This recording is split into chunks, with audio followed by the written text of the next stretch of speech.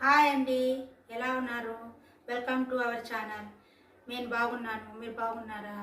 ఈరోజు శ్రీకృష్ణాష్టమి సందర్భంగా మేము యూట్యూబ్ పెట్టినాం కాబట్టి ఫస్ట్ పండుగ శ్రీకృష్ణాష్టమి వచ్చిందండి. పండగ కోసము ఈరోజు అటుకుల పాయసం, అటుకులు శనగబ్యాళ్ళతో కలిపిన పాయసం చేస్తున్నానండి. ఈరోజు చూస్తామా? అటుకుల పాయసానికి కావాల్సిన ఇంగ్రీడియంట్స్ అండి: 1 కప్పు శనగబ్యాళ్ళండి, 1 కప్పు పేపర్ అటుకులు కాకుండా గట్టి అటుకులు, 1 కప్పు బెల్లము, 2 స్పూన్ల జీడిపప్పు, 1 స్పూను ద్రాక్ష అండి, 2 స్పూన్ల ఇలాచీ పౌడర్ అండి, 2 స్పూన్ల నెయ్యి. ఇప్పుడు శనగపప్పుని కుక్కర్లో వేసుకొని విజిల్ పెట్టుకొని తీసేసుకోవాలండి.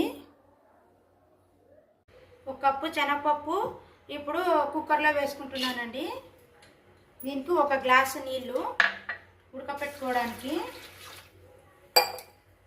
3 విజిల్ వచ్చేదాకా పెట్టుకోవాలండి. పప్పు మెత్తగా కావాలి. ఇప్పుడు వెలిగించానండి. 3 విజిల్ అయ్యాక తింపుకోవాలండి. ఇప్పుడు పప్పు ఉడికేలోపు 1 కప్పు బెల్లాన్ని 1 కప్పు నీళ్ళతో ఉడికించుకోవాలండి. దీంట్లో మన్ను అవి ఉంటాయి కాబట్టి వడగట్టుకోవడానికి వేసుకోవాలండి. ఇప్పుడు ఉడికించుకుంటాను.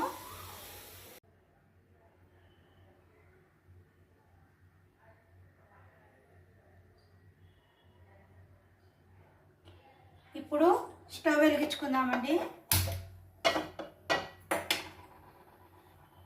2 స్పూన్ల నెయ్యి వేసుకొని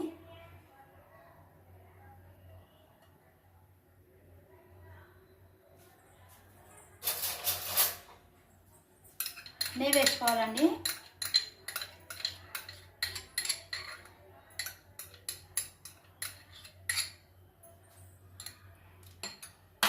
కొంచెం వేడెక్కాక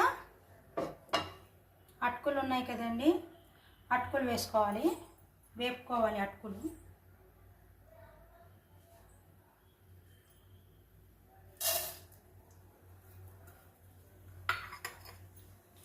అటుకులు వేపుకోవాలండి. బ్రౌన్ కలర్లో వచ్చేదాకా వేపుకోవాలి.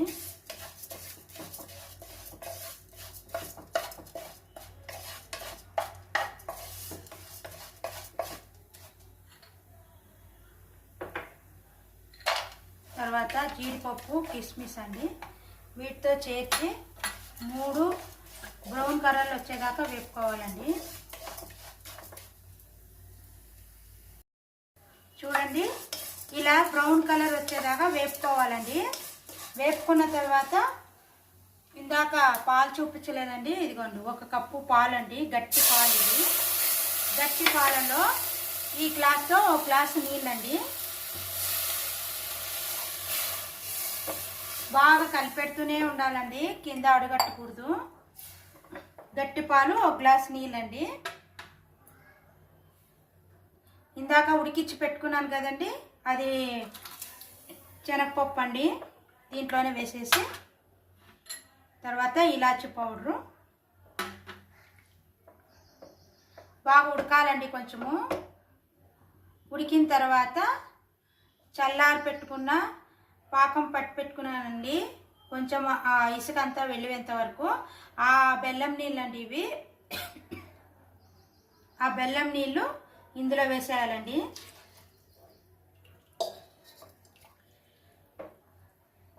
కొంచెం బాగా పొంగు వచ్చే వరకు దీన్ని కలిపెడుతూనే ఉండాలండి, అడిగట్టకూడదు. చూడండి, ఇలా బాగా ఉడుకుతుంది. ఈ కంటెస్టీలో రావాలండి. చూడండి ఎంత బాగా ఉడికిపోయిందో. ఇట్లా రావాలండి. శ్రీకృష్ణుడికి అటుకుల పాయసం అంటే చాలా ఇష్టం అండి. అందుకే ఈరోజు కృష్ణాష్టమి సందర్భంగా నేను అటుకుల పాయసం చేస్తున్నాను. మీ అందరికీ కృష్ణాష్టమి శుభాకాంక్షలండి.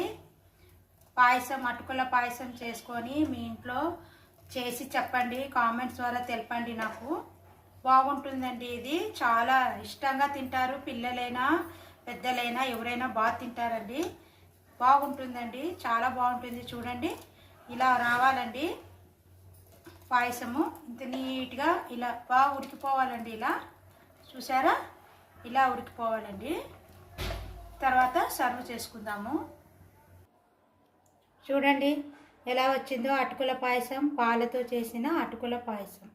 ఇలాగే మీ ఇంట్లో ట్రై చేసుకొని నా కామెంట్ సెక్షన్లో తెలపండి. హాయ్ ఫ్రెండ్స్, చూశారు కదా అటుకుల పాయసం. కృష్ణాష్టమి సందర్భంగా అటుకుల పాయసము, పాలతో చేసిన అటుకుల పాయసం చేసినాను. మీ ఇంట్లో ట్రై చేసి నాకు కామెంట్ సెక్షన్లో తెలపండి.